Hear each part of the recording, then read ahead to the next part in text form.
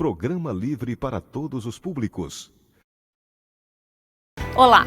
Ocupar as cidades é também refletir sobre elas e é por isso que estamos aqui. Esse espaço é nosso. O programa Urbanidade está começando.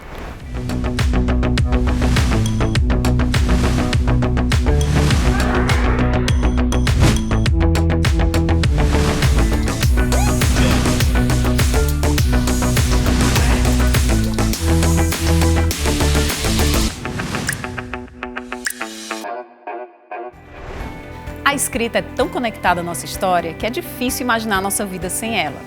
Hoje, vamos conhecer juntos o Museu da Escrita. Vamos receber também o jornalista e designer Rafael Tomiyama para falar sobre o poder da comunicação e ambientalismo. E para começar, vamos mostrar uma ferramenta que está salvando vidas na cidade.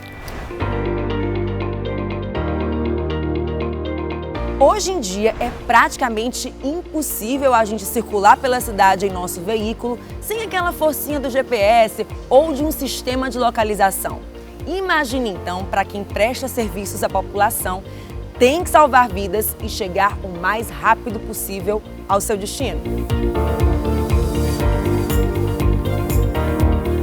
Coronel, o que é o SIGO? Bem, primeiramente, o SIGO é um sistema de georreferenciamento operacional. Foi idealizado dentro da SUPESP, que é a Superintendência de Pesquisa e Estratégia de Segurança Pública, é um dos órgãos vinculados da Secretaria de Segurança Pública e foi pensado para resolver uma problemática antiga do Corpo de Bombeiros, no sentido de localizar com exatidão e rapidez todos os locais de sinistros e bem como também os hidrantes, no caso da cidade de Fortaleza. Isso por quê? Porque até a existência do SIGO dependia da experiência, da lembrança, da memória de algum componente da equipe de bombeiros que porventura lembrasse o local do sinistro, como chegar mais rápido, bem como também lembrasse onde existiam os hidrantes. Qual é a grande importância dos hidrantes? Por ocasião dos incêndios, muitas vezes é preciso recarregar os caminhões, aqueles carros grandes do Corpo de Bombeiros. E o tempo para se localizar e recarregar é importantíssimo para a gente reduzir os danos para salvar vidas. Então, com esse equipamento, com esse sistema, esse tempo de localização foi reduzido para zero, essa problemática deixou de existir, onde o operador aqui da CIOPS, do Centro Integrado de Operações de Segurança, dá a rota exata entre o local do quartel e o local do sinistro.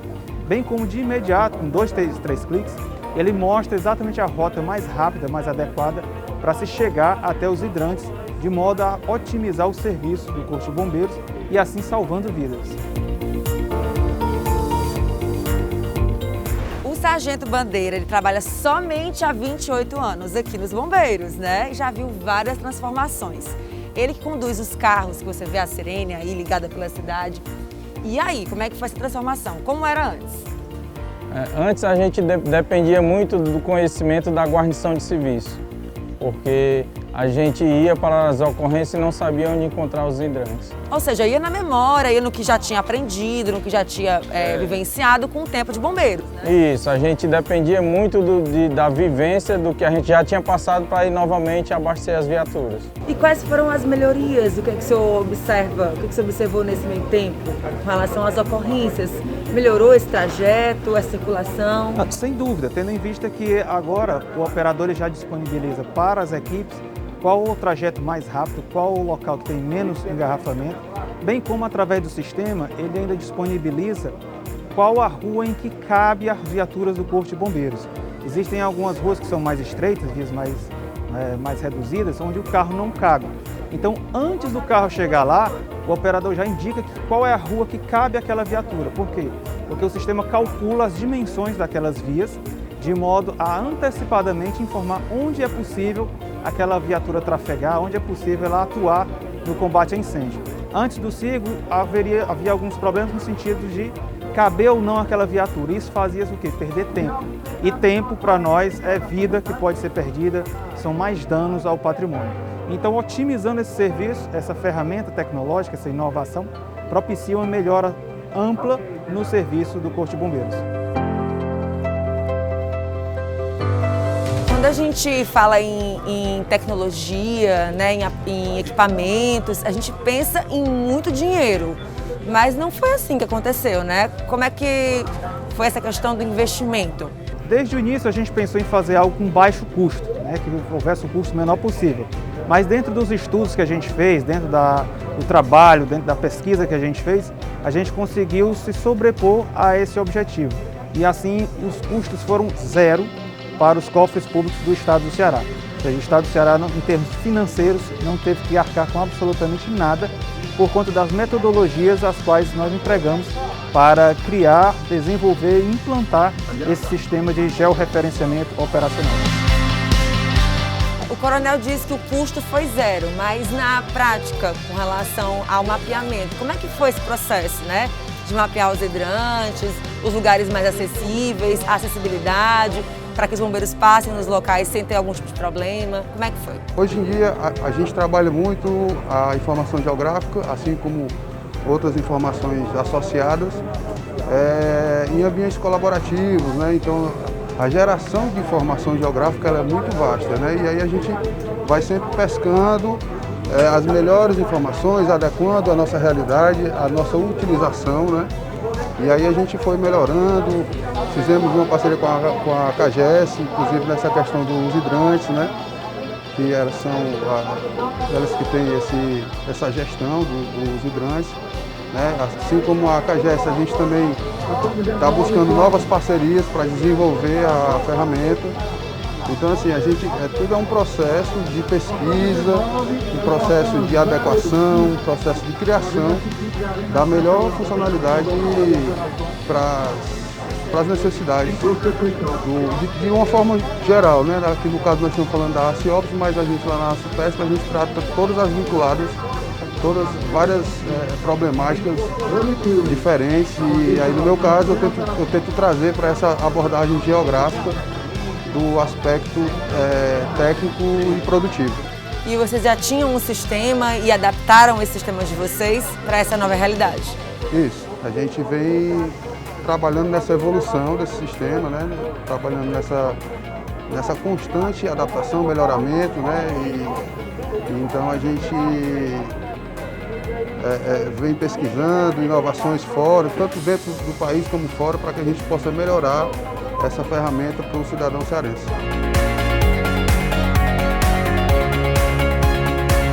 E hoje, com o novo sistema, com o SIGO, esse sistema que ajuda vocês, que mapeia as rotas, que visualiza os hidrantes, como é que funciona tudo? Sim, hoje melhorou 100% com esse sistema, porque com a informação do CIOPS ele já diz o local preciso para a gente chegar com a nossa viatura e reabastecer. Essas novas ideias, elas se espalham pelas cidades, né? Até com uma forma de melhorar a cidade de uma forma geral. Tem alguma cidade do Brasil ou aqui até do Ceará que está se espelhando em vocês? Enquanto nós idealizamos nos idos de 2019, até o nosso conhecimento não havia nenhum outro local que utilizasse um sistema análogo, exatamente igual ao nosso. Mas no momento, até pela repercussão que tem tido, entre outros, a gente recebeu um prêmio internacional junto ao Banco Interamericano de Desenvolvimento. Tivemos inclusive um seminário internacional agora, uma palestra falando sobre o trabalho. E alguns outros países, bem como algumas outras cidades, alguns outros estados, estão interessados no trabalho, como por exemplo junto ao estado do Pará e junto a Teresina, no Piauí. São dois dos lugares onde já estão avançadas as negociações, o que for necessário para poder também replicar esse sistema em outros lugares.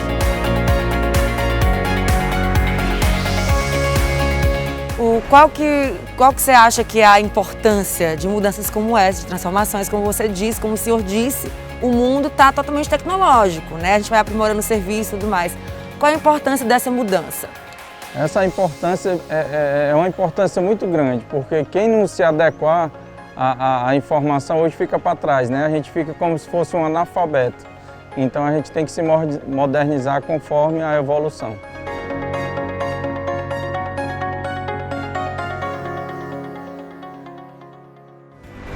E quem está acompanhando o programa de hoje com a gente é o jornalista, designer e ambientalista Rafael Tomiyama.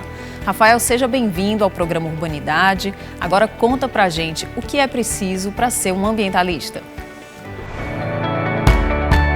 O que é preciso para ser um ambientalista? Eu acredito que é disposição e conhecimento. A ecologia é uma ciência e Na verdade, assim, uma jovem sueca, o nome dela é Greta Thunberg, ela anda inspirando, com o exemplo dela, com a força dela, milhões de jovens em todo o mundo, como outros jovens na Rio, por exemplo, 92, adolescentes, jovens que falaram, né, que se pronunciaram, que estão muito preocupados com o destino do planeta. Então, na verdade, ambientalistas somos todos nós. Todo mundo que se preocupa com a vida, com a permanência na Terra, acaba sendo ambientalista. Nós todos somos ambientalistas. A gente precisa cada vez mais de gente que tenha esse espírito do ambientalismo. A gente precisa, na verdade, conhecer os ecossistemas, a biodiversidade, né, os bichos, as plantas, tudo que está ao nosso redor, o impacto disso, né, de tudo que a gente faz, as nossas atividades, tudo isso está relacionado, né? Então, na verdade, a gente precisa muito disso. E a gente precisa disso de uma forma organizada, de uma forma que a gente consiga transformar essa preocupação, esse conhecimento, numa ação de vontade, né, organizada.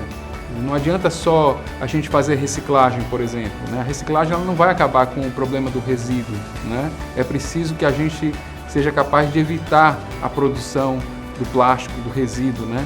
E isso se faz com uma ação coordenada que envolve governo, instituições, sociedade, economia, comércio, todo mundo que vive, que produz, que se alimenta, né, acaba tendo alguma relação com o ambiente que está à sua volta, né? Por isso que eu costumo dizer que, na verdade, todos nós somos ambientalistas.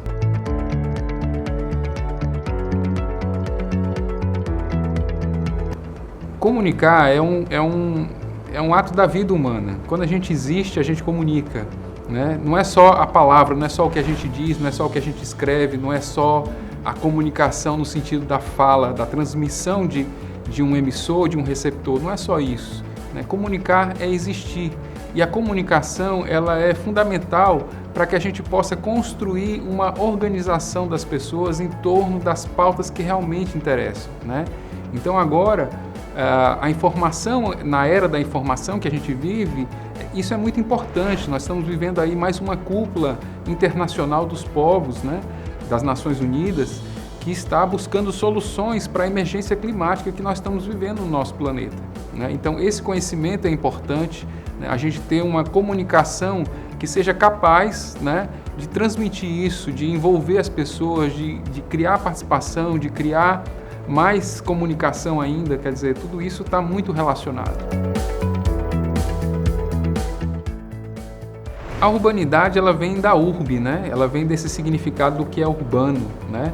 Assim como o significado de cidadão, né, tem a ver com aquele que habita a cidade, né? Então, quem é cidadão é aquele que tem os direitos plenos da cidade, né? A urbanidade, ela tem esse sentido de um significado civilizatório em relação à cidade, ou uma promessa de que o urbano signifique isso, né? Quer dizer, tratar com urbanidade é lidar com esse fato de estarmos todos juntos, né? E temos que encontrar soluções para esse existir em comum, né? Então, esse é um caminho para entender o que significa a urbanidade.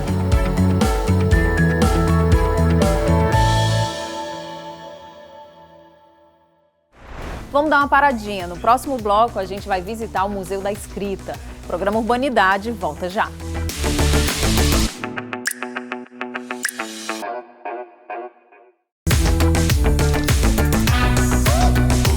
O homem e a comunicação sempre andaram juntos. Eu fiz uma visita a um espaço que conta a história da escrita, olha só.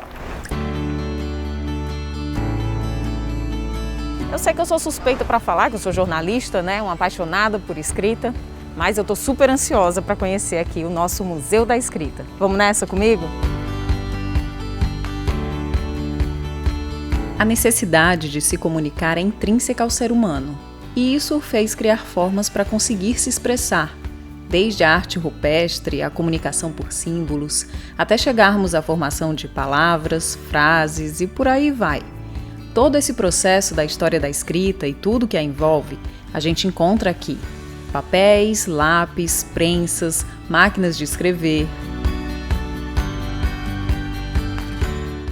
José Luiz, conta pra gente como foi que surgiu essa ideia de montar um Museu da Escrita. O Museu da Escrita é um sonho antigo. Eu sempre gostei de colecionismo. Quando a gente, na época de criança, colecionava muitas coisas, né, como cédulas, álbum de figurinha, bilas, isso tudo tinha objetos que existiam à época. E sempre gostei de guardar coisas antigas. E como eu trabalhei em empresas financeiras há muito tempo, e lá na época se usava muito máquina de escrever, e eu gostava de máquina de escrever e comecei a juntar as máquinas que eram descartadas, que a empresa não queria mais. E as pessoas sabendo e doavam máquina para mim, e quando eu encontrava uma máquina assim mais interessante, mais rara, eu procurava adquirir. Então a gente fez uma coleção de máquinas de escrever. Uma época fomos até para o Correio nos convidou para expor essas máquinas numa feira que houve, né, de filatelia, e nós colocamos, foi a primeira exposição que nós fizemos, isso há 12 anos atrás. Então, nessa época, aí, eu tive a ideia de, olha, é tão bonita a escrita, por que não juntar outros materiais fora a máquina de escrever? E comecei a me interessar. E pensei que poderia futuramente fazer uma amostra, não um museu do estado que é hoje, mas uma amostra de materiais ligados à escrita, porque é uma coisa cultural, a escrita é uma coisa formidável, fabulosa, que é porque não se preocupa em observar isso.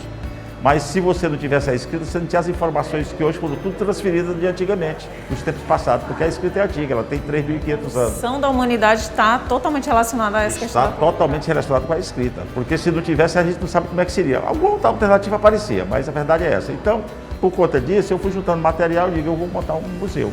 Uma amostra, não era nem um museu, era uma amostra para as crianças de colégio e tal. E a coisa foi evoluindo e nós tínhamos esse imóvel aqui que é da família e minha esposa uma vez chegou para mim e falou, por que você não faz a amostra ou o museu lá naquela casa que é da família? Porque se você não fizer ali, talvez você não faça mais. Aí eu comprei a ideia e realmente montamos o museu aqui nas condições que ele está hoje. E aí começou quando? Esse museu foi inaugurado no dia 30 de setembro, não, 29 foi 30 de setembro de 2012. Portanto, ele tem 9 anos, né? Para o ano nós comemoramos 10 anos da existência do Museu da Escrita.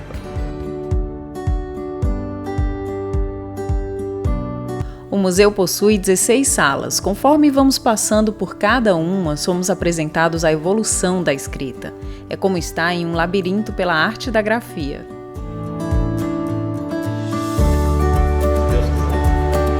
E aí, qual a tua relação com essa questão da escrita, né? Conta um pouco da história da homenagem que você presta à sua mãe. Pois bem, então, um detalhe à parte sobre a homenagem é que a minha mãe era professora primária no interior e viveu a vida praticamente toda ensinando, lecionando, né, o curso primário nas escolas públicas do interior. E muitas vezes, e outra coisa, e também nos ensinava, a alfabetização ela fazia em casa, tinha 3 filhos. E quando eu fiquei maiorzinho, a gente sentava na mesa à noite para ela ensinar e também a gente já estava mais graduado um pouco e ajudava a corrigir algum trabalho de colégio, porque ela era muito ocupada, né? Era dona de casa, como na época só era isso, e trabalhava fora, tinha 3 filhos pequenos. E quando a gente montou esse museu, essa mostra inicialmente, aí eu digo, eu vou homenagear a minha mãe colocando o nome dela no museu, já que ela era ligada, né, justamente a essa área, a área de ensinar a arte da escrita, né? E assim foi feito. Hoje nós colocamos o nome dela, o nome do museu é Museu da Escrita Professora Maria Isaurita Gomes Moraes. Uma homenagem que a gente fez, que eu acho que ela merecia até mais, né?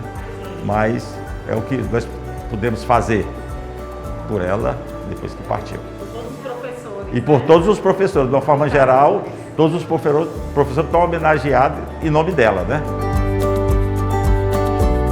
Tem alguma programação específica? O museu, ele funciona, porque nós tivemos esse período de pandemia, que isso aqui dificultou um pouco, porque nós temos aqui uma frequência muito grande de estudantes, né, que é o foco, que a gente está mais direcionado para isso. Por quê? Porque é um instrumento cultural, e cultural é conhecimento. Cultura é conhecimento e a criançada que está aprendendo, né, a juventude, apesar de vir muito universitário também e tal, o pessoal que... Né? Então a gente passou uma época, esses 2 últimos anos foram meio complexos. A gente funcionava de acordo com as normas, né, determinadas pelas autoridades, né, obedecendo aqui os espaços, tudo marcado, como é que funciona, o álcool, aquele tipo de coisa toda. E por conta disso a gente teve uma retração muito grande na frequência. Então nós criamos um horário, já que nós temos um custo alto aqui de manutenção, de pessoal e tudo, aí a gente teve que deixar uma forma mais ou menos equilibrada para poder continuar mantendo o museu e ele funcionando no expediente mais curto. Hoje nós estamos funcionando de 9 da manhã a 1 da tarde, diariamente, de terça a sábado. Tem outra forma, que é a forma quando é um grupo maior, que faz a reserva, né, que agenda. Então, nesse caso aí, pode abrir à tarde também. Se a agenda para a tarde for grupo, o pessoal vem e atende. O José Freitas apareceu por aqui com a filha, minha xará, a Marina. É a primeira vez dele, ela já tinha vindo com a escola. Muito bom, agora vamos finalizar deixando uma mensagem para a população que está assistindo a gente sobre a importância de a gente conhecer a história da nossa escrita. Muito bem, é importante sim, é importante conhecer a história da escrita, porque a escrita, só fazendo aqui um rápido pensamento, você tem a escrita hoje, você usa a escrita como respiração, talvez você não sinta isso, é para você ver a importância dela. Você respira, você não sente, você sente agora porque você está de máscara, mas normalmente você respira sem saber que está respirando, não faz esforço. E você ler uma placa que está escrito farmácia, você faz também sem se sentir. Porque se não existisse a escrita, o que é que você sabia o que era farmácia, uma placa de rua? Você faz tudo isso sem se absorver de que está fazendo aquilo. Então é o seguinte, a escrita é algo muito importante. E conhecer a história da escrita é mais importante ainda, porque você está colocando no seu meio as informações que você através daquele instrumento. Então a gente quer convidar as pessoas que daqui da nossa capital, ou do interior, porque nós temos visita no interior, que frequentem o Museu da Escrita, venham conhecer o Museu da Escrita, porque aqui é um instrumento puramente cultural e da maior profundidade. Então quem vem aqui sente o quanto o Museu da Escrita é importante do ponto de vista de registro histórico. A maioria das pessoas que chegam, quando sai, diz: eu não sabia que existia isso. Tudo bem, não é essa grandiosidade toda, mas ela tem muitas informações, tem muita história e realmente é importante conhecer.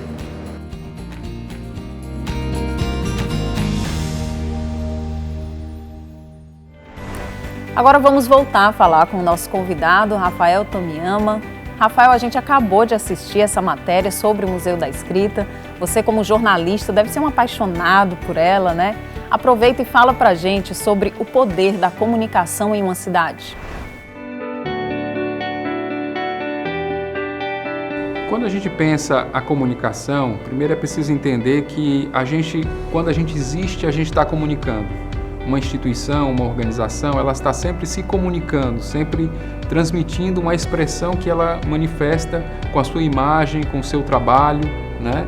Então acaba tendo uma relação forte quando a gente começa a desenvolver uma preocupação com a sustentabilidade dentro dessa produção da notícia, da informação, ou mesmo do próprio design, né? O design, ele é isso, é o desenho de um produto, né? Que pode ser um produto físico, pode ser um produto gráfico, né? E sempre as escolhas do que a gente faz, de materiais, né? Da forma como isso vai vir a público, né? Tudo isso envolve uma responsabilidade socioambiental, né? Então essa preocupação ambiental, ela também está presente dentro da nossa atuação profissional, como comunicador, como designer, enfim, na nossa vida como um todo, as profissões como um todo, elas têm que olhar para aquilo que realmente são práticas, né, que favorecem o meio ambiente, né, que não aumentam a poluição e que podem realmente trazer uma qualidade de vida e os mesmos resultados, às vezes até um custo mais barato.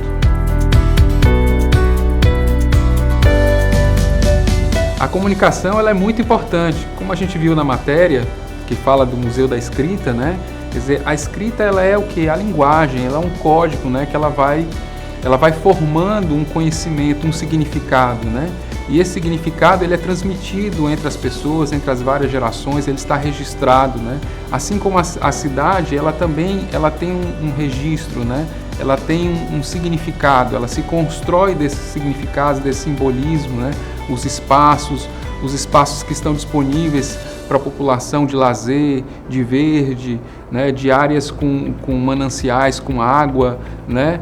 Tudo isso está relacionado, o solo, a biodiversidade, tem tudo a ver com essa produção de uma leitura da cidade, né? A gente faz essa leitura da cidade e relaciona isso com uma construção do espaço físico, né? O ambiente, ele é um meio físico, mas ele também é um significado, né? E tudo isso esse simbolismo, ele está aí nesse amálgama do que significa a cidade. Tudo que está ao nosso redor, ele tem uma certa possibilidade de mudança, né? Essa ideia de que as coisas se conservam e ao mesmo tempo elas estão numa relação dialética que permite, né, que haja transformações, né, decorre do próprio significado de existir. E a cidade é sempre isso, a cidade a cada dia ela está se construindo e se reconstruindo. A cidade ela vem nesse sentido de transformações permanentes. Agora, essa mudança ela tem que ter um conteúdo, ela tem que ter um significado daquilo que interessa para a coletividade, daquilo que interessa para a preservação ambiental, daquilo que interessa para os interesses maiores da comunidade, né, que estão alinhados com os interesses privados, né? Quer dizer, cada coisa tem aí a sua possibilidade, o seu espaço, na medida em que você tem uma função social dentro desse estar na cidade, né? Dentro dessa construção desses significados do que representa a cidade. Eu diria ainda que esse significado da paisagem, né, como um elemento constitutivo do meio urbano, do que é ambiental no urbano, ele é muito importante para a vida das pessoas, para a saúde, né, para esse afeto, por esse existir na cidade. Então, a paisagem é um valor e às vezes a gente não tem a dimensão disso, né? A poluição visual, o corre-corre do dia a dia, a gente não se dá conta do quanto isso tem a ver com a nossa qualidade de vida, com os espaços que a gente está construindo dentro dessa cidade.